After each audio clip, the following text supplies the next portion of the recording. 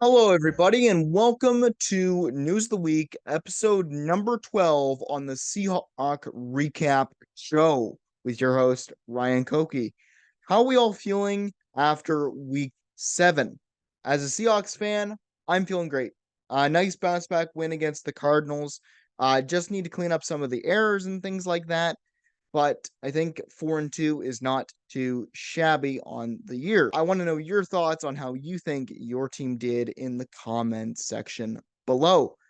But before I ramble on too much, let's get into today's episode. And it's weighing your options time for the NFL teams because this week is week 7. Now, going into week 8, they have to decide, every NFL owner has to decide whether they will be buyers at the trade deadline and try to push for the playoffs, or whether they will be sellers and try to hold the shoot on the rest of the season to try and get a better draft pick in this year's draft. And let's get into the week 7 recap here. Let's talk about the week 7 buys first, though. Panthers at 0-6 had a bye week. Bengals at 3-3. Cowboys at 4-2.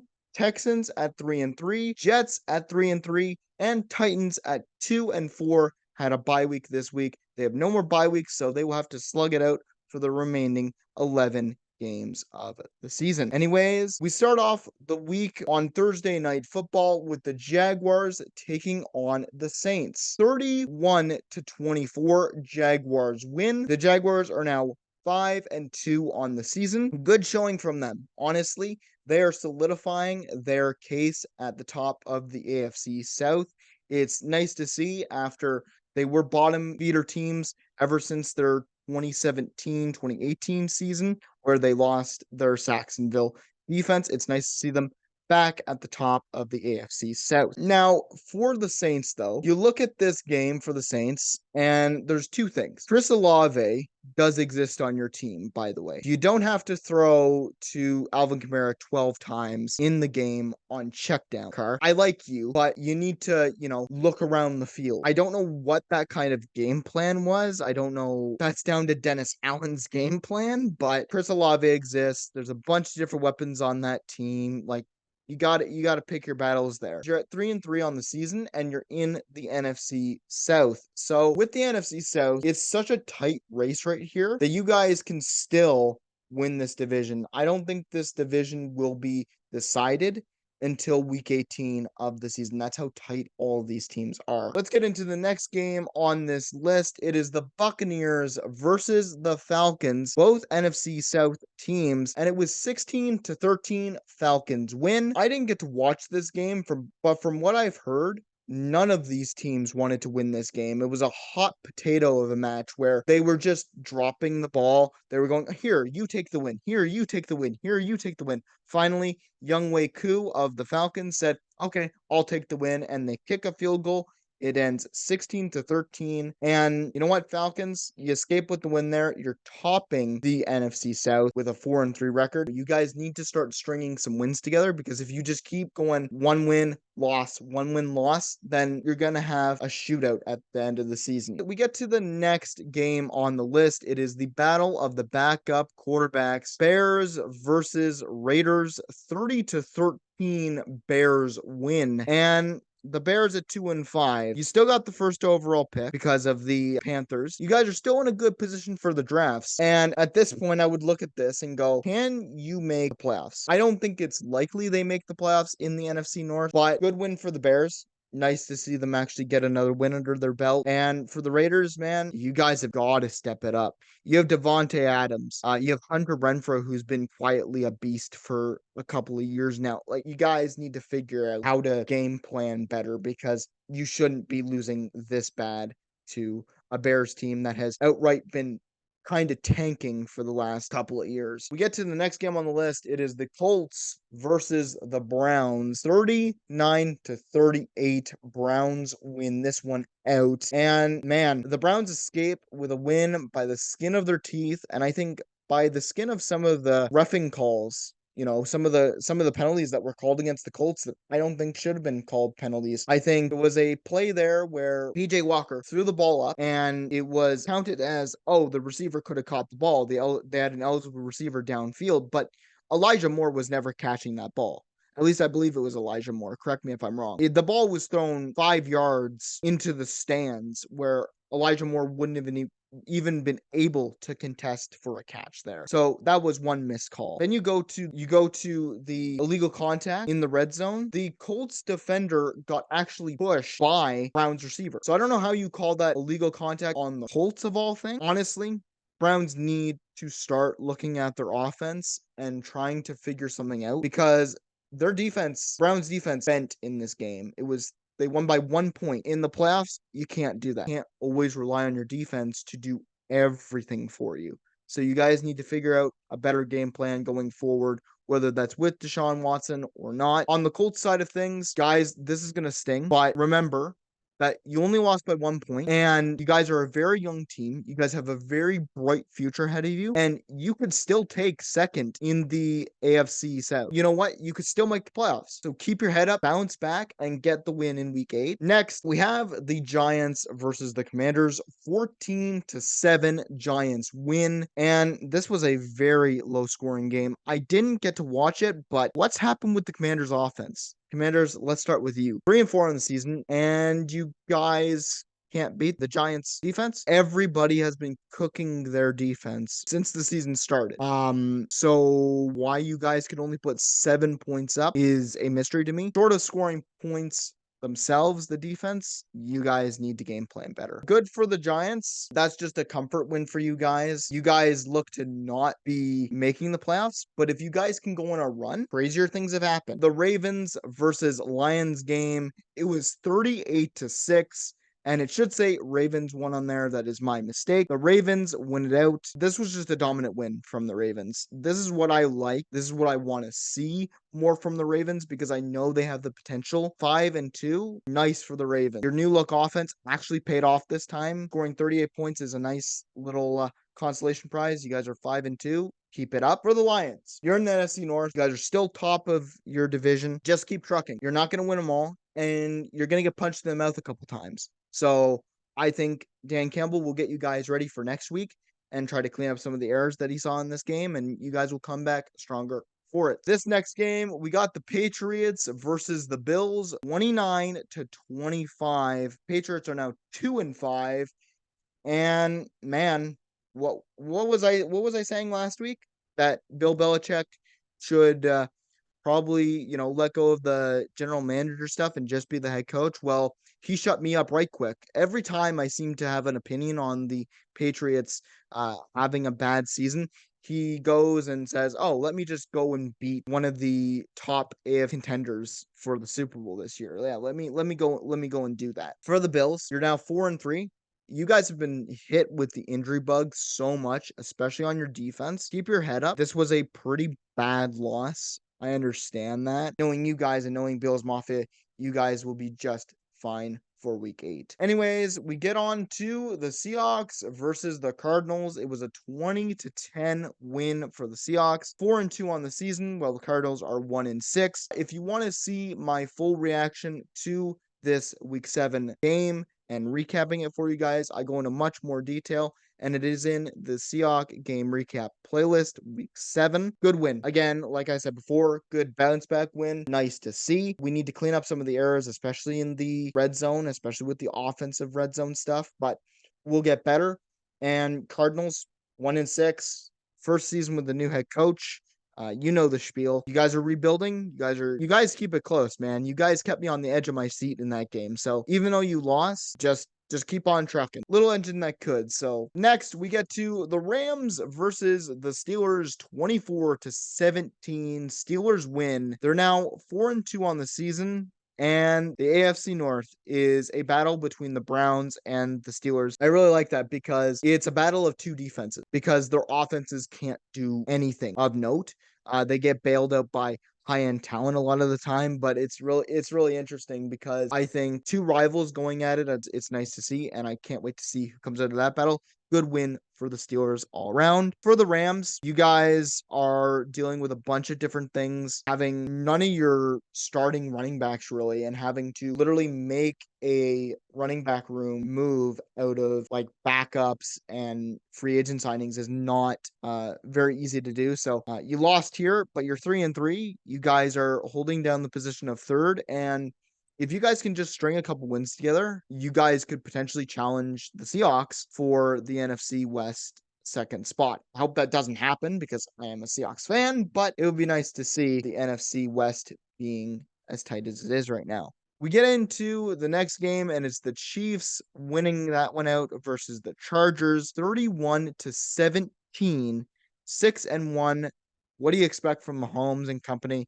As long as the Chiefs have Patrick Mahomes and Travis Kelce, it doesn't matter about their wide receiver struggles. It would be nice if other wide receivers would help out the team, but which Marcos Gandelling did in this game. Good win for you guys. Top of the AFC. You're the team to beat. So for the Chargers, you guys are now 2-4. I don't know what to say about you guys. You guys have immense talent, and it infuriates me. You have so many good players on your roster, and Justin Herbert, man, he threw some picks out there where you're just like, oh, that reminds me of Philip, like late career Philip Rivers. That's not good. But maybe you guys can bounce back in week 8. We'll see. Keep your heads up. And we get to the next game on the list. It is the Broncos versus the Packers. 19-17. Broncos win that one out. Another close game. Broncos are now 2-5. Packers are 2-4. They just came off their bye week. And man, it's the same thing with the Seahawks. The Seahawks always seem to come off a bye week and just not win their game.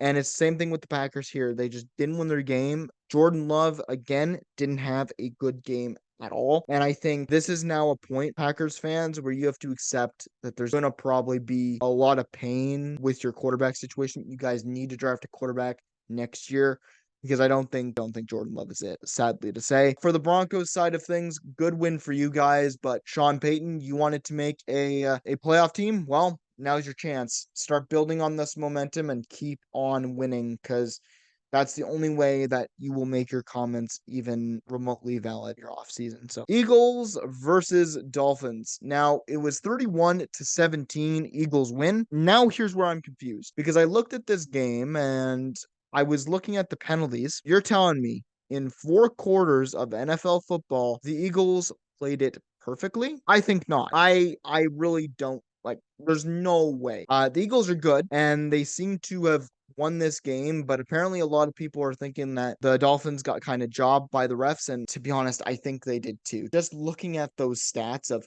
no penalties, it's like no. There's got to be at least like 1 or 2 in there. You good win for the Eagles, 6-1. They're top of the NFC. For the Dolphins, you guys are challenging, man. You guys are still good. You're 5-2. It's not a bad record to have. You're not going to win all the games, especially when you don't have some calls go your way. But you know what? Bounce back. Play angry because whenever you guys seem to lose a game, you come back and you want to fire out and destroy other teams. And we get to the final game of week 7. It is the Vikings versus the 49ers on Monday Night Football. And the Vikings actually pulled a win on prime time on Monday night. Didn't think I'd be saying that ever while Kirk Cousins was their QB. But Kirk Cousins saw the script for Monday Night Football and decided, yeah, I'm going to play God and I'm going to beat one of the best defenses in the NFL. No biggie. So now they're 3-4. Kirk Cousins, where did that performance come from? That was probably one of the best performances you've had in your entire career. That was a great showing for the 49ers. Brock Purdy is in concussion protocol now, and Sam Darnold is probably going to have to come in for at least a couple of games. So you guys have got to get him adjusted to the system and make sure he's ready to play because Brock Purdy has done excellent as a starter for you guys, 8-2, and bounce back for the 49ers in week 8. I'm sure that's coming because they're the 49ers defense. I'm pretty sure after 2 losses, they'll go, okay, yep, pull up the bootstrap. It's crushing time. We get to week 7 IR report, and it's Pat Freiermuth up first on the list. Tight end for the Pittsburgh Steelers, placed on IR October 21st, hamstring injury. Freiermuth suffered an injury in week 4 that held him out of week 5 after the bye week. He returned to practice with plans to play in week 7 against the Rams. However, he re aggravated his injury during practice. And that is one of the worst ways to get injured because honestly, you were out for those, you were out for week 5. You're in a bye week. You come back, you feel good, and then you injure yourself. You push too hard and you injure yourself. And you probably came back faster than your body was actually ready for. And now you're out 4 games. That is super, super unfortunate. And I hope Pat Freiermuth gets back on the field as quickly as possible and has a speedy recovery. The Chiefs, Nick Bolton, linebacker, placed on IR October 23rd. He dislocated his wrist and he will need surgery and is expected to miss the next 7 games. Nick Bolton is the Mike linebacker for the Chiefs, and he is one of their best linebackers, if not the best linebacker on that team. And man, this must suck. This is a massive blow to that defense, but it's a next man up mentality, and I hope Nick Bolton gets better and will come back stronger after missing 7 games. Now we get to the Bills. And remember when I was saying the injury bug has hit the Bills hard? Well, it just seems to want to grow the list because Dawson Knox is now added to that list, placed on IR October 23rd with a wrist injury. So Knox has had surgery on his wrist and is out indefinitely. So when Sean McDermott said he was out indefinitely, usually that means he's out for the season. At least that's what I've been getting for it. Usually when you need surgery on something, depending on how severe the surgery is, you could be out for the season. But I wish Dawson Knox all the best. And if he does come back this season, great. But I don't want him to rush it. And I hope to see him in 2024. 2025. And now we get to the Seahawks, and they have Uchenna Nwosu, left outside linebacker, placed on IR October 23rd with a pectoral injury. He needs surgery and will likely be out for the rest of the season. This really sucks. This hurts me. When I heard this news, I was like, I just sat there and sighed because I was like, come on, like why? Like we're finally getting into a groove. We're doing well. Like we've done well with Uchenna Nwosu. He just signed a contract extension and now he's going to be out for the rest of the season. Like why does it always have to happen like that? But silver lining for Boya Mafe and Daryl Taylor, they'll get more playing time and they'll get more chances to prove themselves. And I hope the pass rush just doesn't miss a beat because Pete Carroll's mentality is always next man up. So hopefully it works. And I wish Uchenna Nwosu all the best in his speedy recovery. Let's talk about another guy. It's Deshaun Watson. Now he's listed as out for October 22nd, with a shoulder injury and a lingering shoulder injury at that. He's not placed on IR yet, but after taking a hit in quarter 1 versus the Colts against the Colts this week, Watson said in a press conference he does not know when he will be able to return to the field. He has started only 3 full games in 2023. This really sucks for the Browns because remember, last season he was suspended and only played 6 games. You gave him a huge, huge contract. I forget the exact number of his contract, but it was like $240 million in his contract or something like that. Probably even higher. I think. I don't remember. But honestly, paying your quarterback that amount of money and then having him only play 3 games this season is just insane. Because now, if you want to move on from Deshaun Watson, you can't. That contract is like unmovable at this point. And I don't think people will be lining up at your door to take a Deshaun Watson contract and a Deshaun Watson who's only played 9 games since returning to the NFL. I wish him all the best in his recovery from his shoulder injury, and I hope he gets back on the field for the Browns really soon. Next on the list, it's the Titans trading Kevin Byrd to the Eagles. And let's look at the trade details. Eagles trade strong safety Terrell Edmonds and a 2024 fifth and sixth round pick to the Titans. In exchange, the Eagles receive star free safety Kevin Byrd. My thoughts. Honestly, I really like this trade for both teams. For the Eagles, you're getting a 1 year rental on a player that has been an all pro free safety for Tennessee. He hasn't missed a game in his 8 years with Tennessee, 120 games played, and you're getting a heavy hitter at the free safety spot. You guys are going all in for 2023, so picking up a guy that is 31 and trying to win a Super Bowl with some high-end secondary help is always nice. And before I get to anything else, can we make Howie Roseman like trades illegal? Because this man every year, like this man in recent years, he got AJ Brown, was another addition that he picked up at the trade deadline. He's now got Julio Jones that he signed up. He's now got Kevin Byard from the Eagle. Like what is what how? What that's not no. Like that's masterful from the GM of the Eagles, man. Like that's insane. Like how do you do that? But anyways, it's Howie Roseman things. They're going in all in for 2023, so might as well just add a stud for your free safety position. Why not? As for the Titans, losing a franchise cornerstone always will suck no matter where you are in your franchise's history. I know I know that. I'm a Seahawks fan. Remember, Legion of Boom. When that fell apart, I was crushed because we lost so many people. We lost Richard Sherman. We lost Cam Chancellor. We lost Earl Thomas. We lost Marshawn Lynch. I understand what it's like to have cornerstone pieces leave your team, but maybe now I believe the Titans organization will acknowledge a rebuild, a full on rebuild this time, not just a retool. Although this sucks, Titans fans, you've got to be happy with what Kevin Byard did in his career here for your organization, not only inside the organization itself playing football, but off of the field as well. But now hopefully you guys will be able to actually go into a rebuild and start looking towards the future.